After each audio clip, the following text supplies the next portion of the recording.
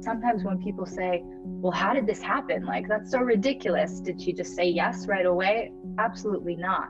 That's not how it happens. It's a slow drip of indoctrination and grooming that allows for these types of things to happen.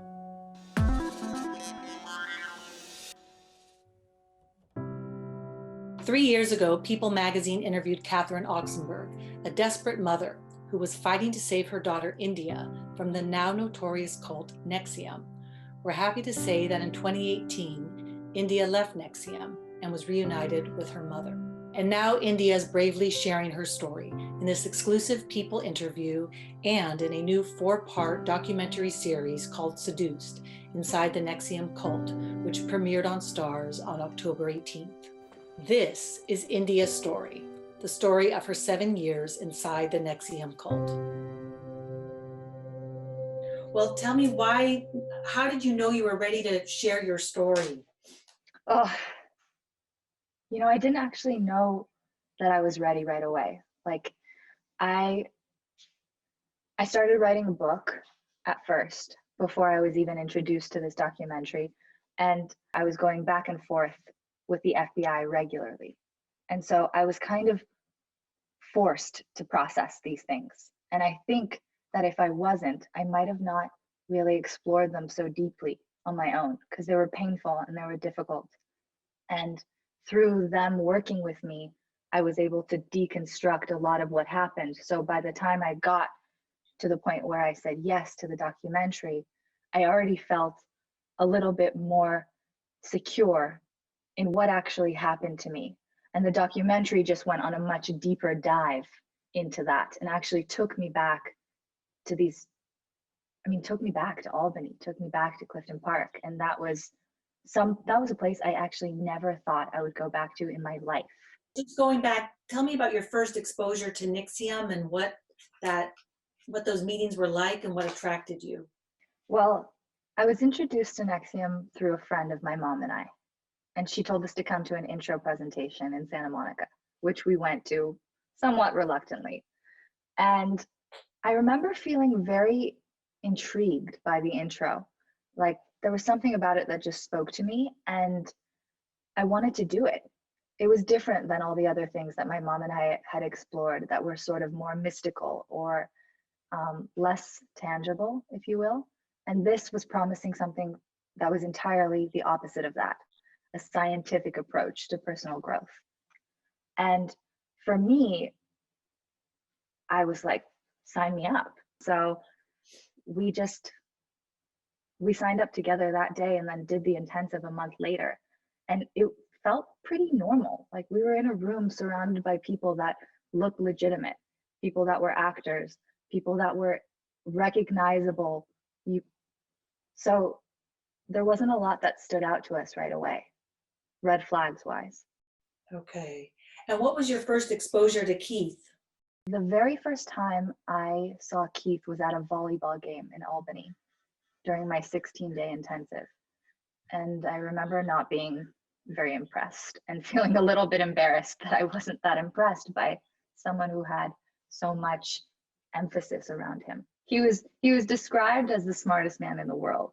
And he was described as a monk, a renunciate, somebody who had chosen to live a life without possessions and really only wanted to devote himself to humanity. And that was how he was described, as, like, from the beginning. He was really promoted as this superhuman. When I actually started to see him in a more reverential way was when I was in DOS. What's the time frame between you joining NXIVM and becoming a member of DOS? It's a good question because it was actually 5 years. Mm-hmm. So I was 19 when I joined NXIVM, and I was 24, nearly 25 when I was invited and recruited for DOS. So that's kind of that is the grooming period that I was unaware of, that was happening to me while I was there. And that took a long time. So sometimes when people say, well, how did this happen? Like, that's so ridiculous. Did she just say yes right away? Absolutely not. That's not how it happens. It's a slow drip of indoctrination and grooming that allows for these types of things to happen. Well, what is it about you that you think made you susceptible to this kind of influence? You know, I think there's several things that made me susceptible. One, I was in a major transition time in my life. 19, just left college, no plan to go back, and I was looking for something, anything to give me directive. And so I think that made me particularly vulnerable to their suggestions because I was sort of in a desperate place, like a desperate place for guidance and structure. Also, I'm a pretty optimistic person. Like I know that I don't I wouldn't say that that's the worst thing about me, but it was definitely something that made me susceptible because I wanted to see the good in this program. I wanted to believe that what I was choosing and what my mother and I were doing was good for us. Mm-hmm. So I think I blinded myself a little bit because of my optimism or hope. Take me back to meeting Allison Mack and what was your relationship like with her? I didn't really have a relationship with Allison until she recruited me for DOS.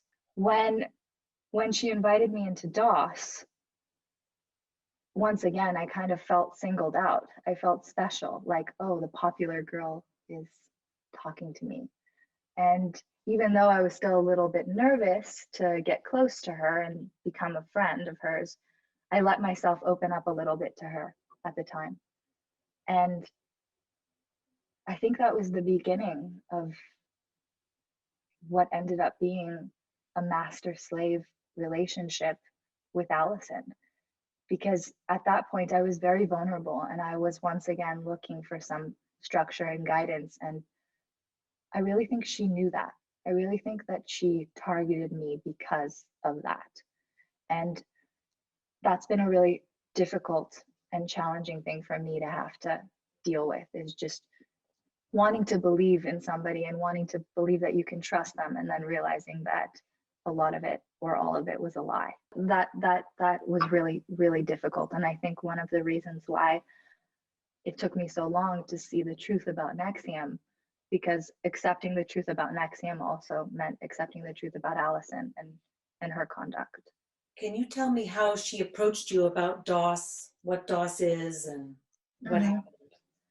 At the time, she called it the vow as a women's, it was supposed to be women on women coaching, but more intense than NXIVM or ESP.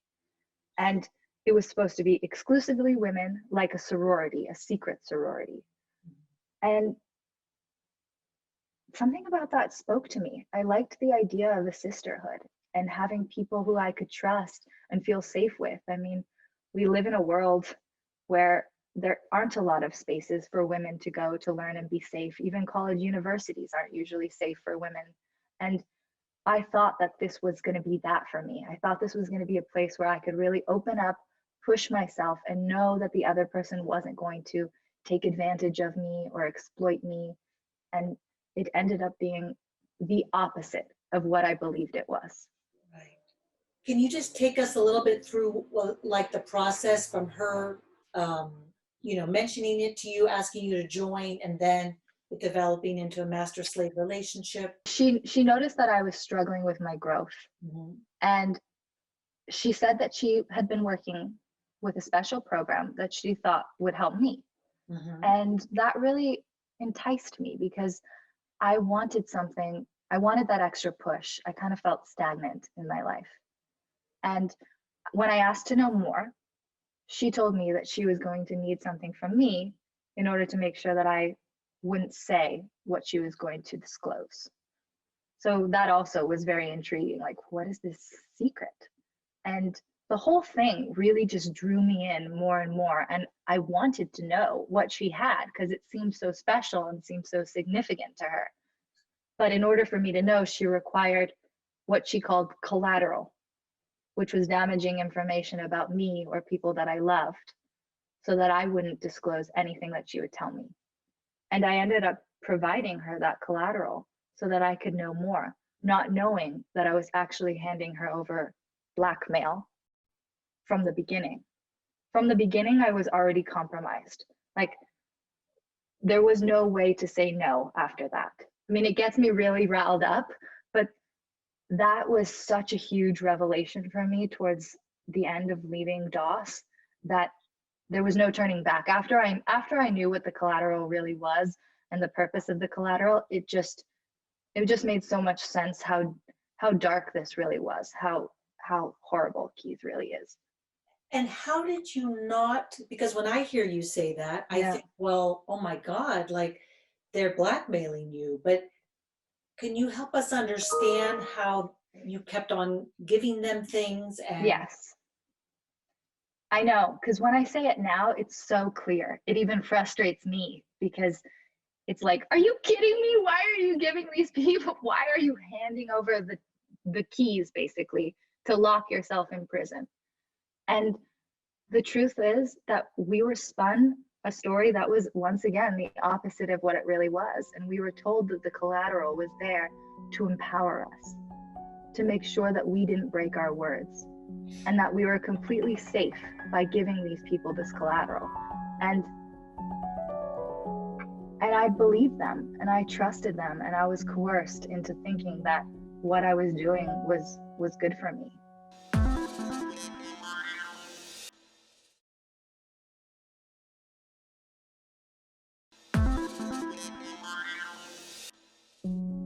take me back to Allison Mack and tell me about, how did the master-slave relationship develop? Like, did she start giving you orders? What did that entail? Once again, because this is all based on lies, it's none of it is transparent from the beginning. So yes, you're told that you're going to be in a master-slave dynamic, but you're given little tasks to start to normalize, to start to have you normalize what that is. So from the beginning, she would have me call her master. Good morning, master. Good night, master, for example. And that was the first task. And from there, they get progressively more assertive and aggressive, but not at the beginning. And that's why it's so hard to know or identify. I mean, it was so hard for me to identify what was going on. It was nearly impossible until I was out of it, because it was such a slow, progressive process. Well, what happened after you'd greet her as master? Then Right. Then, so good morning, master, good night, master turns into calorie counting. And it's just suggested as casually as that. You're going to start counting calories. Then from there would go more intense dieting. You're going to start restricting your calories. From there might go, you're going to have no more than 500 calories per day. And that's an order. And can you talk about that period? Because we've heard a lot about how girls or women were asked to be very thin and starve themselves. So I had become kind of accustomed to it. And I was becoming comfortable with being hungry. I was sort of normalizing abuse. I was being introduced to different things that I thought, because I was afraid of them, I had to do them. So the whole structure of DOS, I don't know, it's just so, it was so manipulative and it was so calculated that we didn't even know that we were being experimented on. We thought we were just kind of learning and growing, but really they were observing and watching how we responded to the lack of sleep, how we responded to lack of food, how all of these things affected our psyche. And we were very weak. We were weak mentally and we were weak physically. And I think that was also done on purpose. It's a way to control people. Tell me what happened with Keith. Did Allison told you that you had to seduce him? She did. One of my first assignments or commands from Allison was to seduce Keith. And that was given to me pretty early on in my time in DOS. Tell me what you're comfortable sharing about that. You know, we go so much in detail about it in the documentary. I think I rather keep it a little more general, but I didn't know at the time that I was being sexually abused. At the time, I believed that I was safe and that this was a place that I could push against a fear of vulnerability. And that was what I was told the assignment was, a way to push against your fears and vulnerabilities. And I wanted to believe Allison, and I wanted to trust that I was safe and that I was going to be okay. And I actually thought that after the assignment that it would be done and it would be over and I could just kind of go back to DOS and continue, because for me, it had nothing to do with sex. It had nothing to do with my sexuality. That's not why I joined DOS. That's not why I said yes. So I didn't put the two together, especially in the beginning.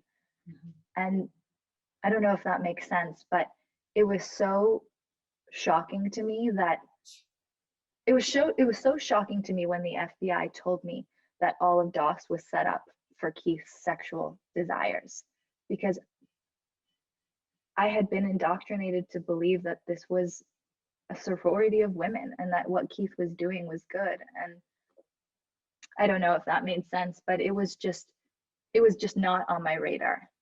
I think sometimes it can do a disservice to try to give a simple answer like, yes, I knew it was sexual abuse, but I still continued, because that's not the truth. The truth was I was coerced and manipulated into believing that what I was doing was helping me, when really it was just serving Keith. And when you would see Keith, what did he say to you? Did you have conversations? Was it just for the sexual act, or what was going on?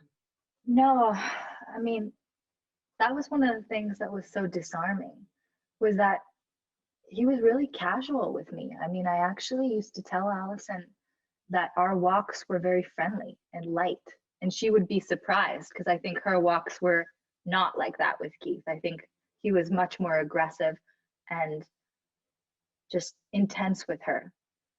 And so for me, I just felt like I was bonding with a friend. We would talk about dyslexia, astronauts, cooking, like whatever it was that however it was that he could bond and connect with me, he did. And that is one of the skill sets of a master manipulator or a predator like Keith, is that they change their mask depending on the prey. And for me, that kind of lightness and fun and like, we're just friends and we're walking around together, ha ha ha, Keithy, like that is how he got me. That is how he got me to divulge lots of personal information about myself, about my mother, about my life. And he was really good at that. And he did that with everybody. And then regarding the sexual abuse, was that like, could you just help me understand, like, is it like you were cut, like, how did you reconcile what was happening there with these conversations, these friendly conversations that you're having? Yeah. Okay. So what I was told was that he was working on me. And this working on me was kind of like sexual body work. And it was supposed to be the thing that was going to make me feel closer to him and less vulnerable in my life as a whole. That's the way it was pitched. And I wanted to believe that. I wanted to believe that whatever he was doing to me, which typically felt very weird and uncomfortable, was good for me. I didn't want to see it as sexual abuse. I didn't want to see it as me being violated. And so I chose to see it how they positioned it, which was that this was a positive thing that was going to be healing for me. And I mean, I know I feel some shame and embarrassment about that, but I have to also have forgiveness for myself in wanting to see something as good. And I think a lot of people do. And I think a lot of women that experience these types of abuses or manipulation do strange things in their minds to be okay with it. And abuse does strange things to your mind and your psyche and your ability to see yourself and the world properly. And I know I did that. I distorted it a lot. Yeah. You know, I think by you explaining it and sharing your story, you can help people understand. That's my goal. I mean, Liz, that is the only reason that I wanted to come out and talk, because otherwise I could have been so happy to not say anything go to Colorado with my fiance, live on a homestead, and like get out of NXIVM land. But the truth is, I just can't, because I just know too much about the truth of what happened in this particular situation that I feel. And I remember my mom saying this too, like a personal moral obligation. It's like, I just need to get it out so that other people don't fall into the same trap.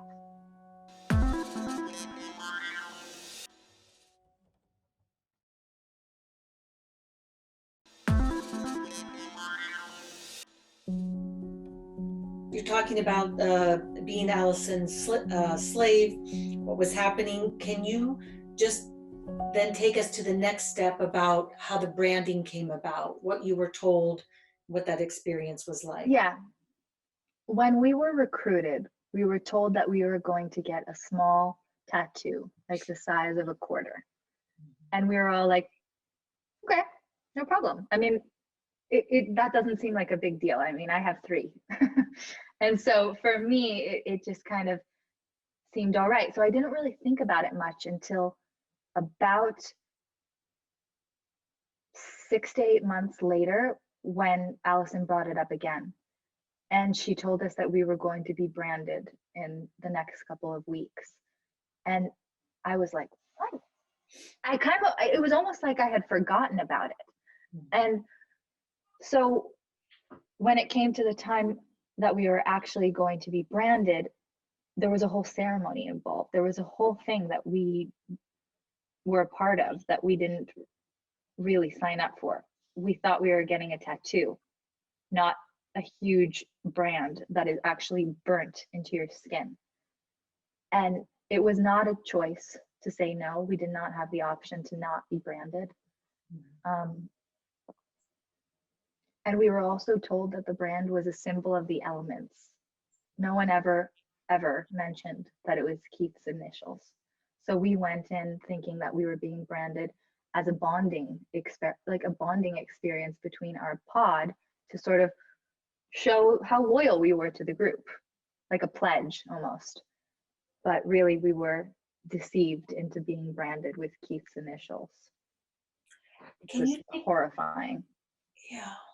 Can you take us back to that day, what that day was like, what led up to it, what you were thinking and feeling?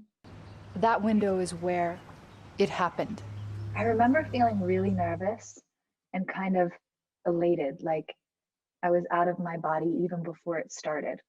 I don't know if that has to do with the food deprivation or sleep deprivation, or just sort of the adrenaline around the whole process. And Allison instructed us to remove all of our clothes and walk one by one in a ceremonial, ritualistic way to her bedroom, where there was a table where we were going to be branded. And Dr. Danielle Roberts, who is also in my pod, did the branding. And I went first.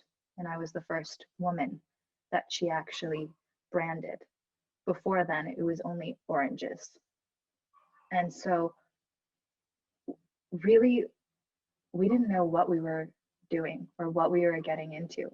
And it was more or less another human experiment.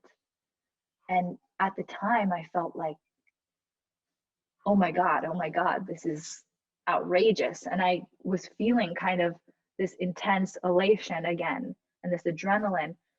And I don't really remember the pain. And that's one of the weird parts. And that was a hard thing for me to understand. But I guess I learned later, when you're in a kind of high, intense, painful state, it's very common to dissociate and to actually separate from yourself or your body. And I believe that that is what happened to me.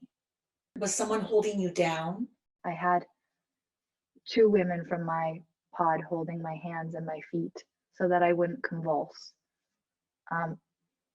Because it happened even when I was being branded, that the needle hit certain points on my body that had nerves that would fire, and you would kind of convulse involuntarily.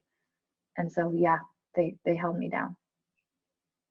And do you remember thinking, like, or do you remember what was going through your mind, or? Let me see. I think it was more like, I can't believe this is happening. And I remember feeling really tough, actually. I remember feeling like what we were doing together as a group was a act of strength. And that's what I believed it was at the time. I believed that it was a testament to our strength and our commitment to DOS. And that felt kind of empowering in that moment. And I actually remember speaking to my mom about this when I got out, and she mentioned to me that this is a common practice in groups like this, bonding over pain, experiencing high emotionally intense moments together does bond people. So it was all strategically planned. And did anything change after that? Was there, like, what was the relationship with Allison like after that? It did change. The tone was different. Things became more serious. And my relationship with Keith began to increase after that. And his requests of me increased. So his request to see you, or to? Yeah. Okay. And I think, and he liked it. I mean, I think he got off on the brand. And I think that was part of his perversion. And when you look at the brand now, how that's a permanent mark on your body, how do you view it? How does it feel for you when you see it? Well, at first, okay, so at first I just tried to ignore it completely, which did not last long. I was like, maybe if I just pretend that this thing isn't here, I won't notice it. But that's not true. Once I was out and I became having a more serious relationship with my now fiance, I realized that I didn't like looking at myself naked with it on, because it disturbed me and it made me feel uncomfortable, and it made me feel ashamed. And I actually decided that I was going to tattoo over it so that I could hide the scars. And so I found a tattoo artist who is able to cover scarring. And I designed a whole tattoo that conceals every bit of the brand, and even includes some words that were important to me. So I've actually reframed the whole thing for myself, and now I look at it more as something that I've chosen to put on my body rather than something that was imposed upon me. That was my way of dealing with it. Can you share what it is that you wrote? Yeah, that you did? I did. So I created a mandala. My name is India, so I like mandalas and I like the designs. And I had that with an evil eye facing outward. So kind of like to ward off bad energy and vibes, which I thought was very appropriate for this situation. And inside of the tattoo, it actually says Incora Impara, which in Latin means still learning, which is what I named my book. Oh. Yeah, and I actually named it way after I got the tattoo, so it just felt like kind of full circle. That's powerful. Yeah, I'm happy with it now. It means something very different to me now than it did before. I mean, what you've just described to us is so incredible and powerful. And like, what have you learned about yourself in the process of going through this? I mean, I've learned a lot through this experience, but I think one of the things that I've learned about myself the most is that I really care about the truth. I think that's something that has been really nice for me to learn about myself. Like, the truth and doing the right thing is really important to me, to the point where I'll put my own self out there for it. And I am okay with putting myself out there and being vulnerable and being the person that's going to share these things and these details, because it matters to me to have the truth out there. And I think I've also learned that I am I've got my own brand of toughness. Like it might not look like it from the outside with all, you know, all this stuff and the blondness and the blue eyes, but I'm pretty tough in my own way. And I think I learned that about myself through this process, is that I have a certain kind of resilience that is somewhat unassuming. Yeah. But so that's nice to know at 29. Yeah, you definitely are. A lot of strength. You have a lot of strength. Oh, it might not always feel like that, but I feel it a lot more than I did before. Oh, that's so good to hear. And that's something we'll make sure we share in our story. Yeah, Okay. thank you. I would appreciate that.